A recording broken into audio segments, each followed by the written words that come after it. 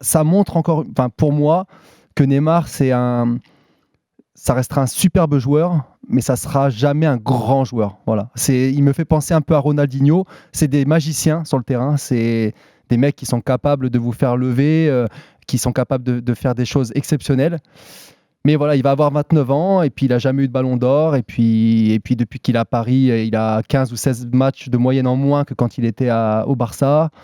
Et lui, il est déjà sur le déclin, moi j'ai l'impression. Bien sûr que sur un match ou deux ou trois, il va être capable de faire des choses incroyables parce que c'est inné, parce qu'il a un talent de fou. Ouais. Mais voilà, c'est vraiment à son image et c'est vraiment décevant. Et puis quand on sait à Paris, en plus déjà, c'est le changement d'entraîneur actuel, on parlait de politique, il se remet ça là-dedans. Bon, franchement, voilà, je suis même pas surpris. Hein, mais... Surpris, ouais, non, mais c'est surtout qu'aujourd'hui, le Paris Saint-Germain n'a pas besoin de ça. Neymar n'a pas besoin de toute cette polémique autour de lui. C'est du show quand t'es brésilien, et puis avec la notoriété qu'il a, il fait en sorte de faire plaisir un peu à son pays, à ses amis.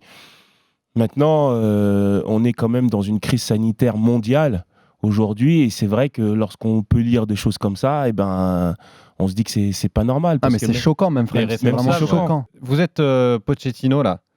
Vous le convoquez le 29 pour la reprise ? Oui. Après, je le convoque pour deux raisons. Oui, voilà.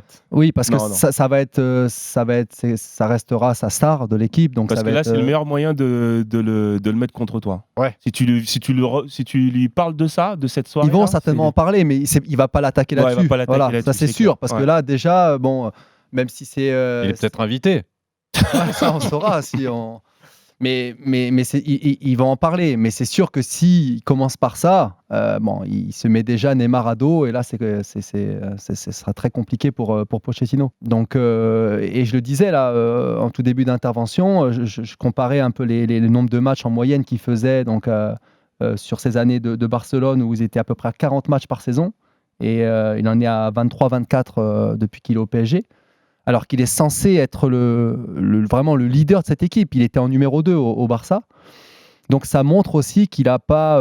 alors il a été blessé, mais en général, on n'est pas blessé par hasard, ou en tout cas, voilà, c'est aussi l'hygiène de vie.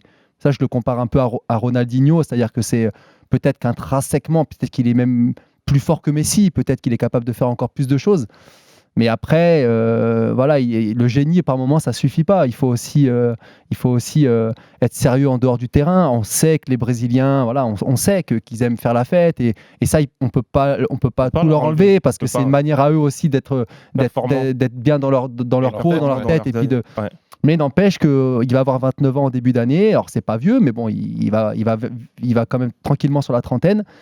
Il n'a jamais eu de ballon d'or. Et puis aujourd'hui, le Neymar qu'on a été chercher pour emmener le Paris Saint-Germain sur le toit de l'Europe, il a eu des performances en dents de scie. Et puis voilà. Et puis quelque part, on peut quand même être déçu de son rendement. Et ça va pas l'aider, cette polémique encore.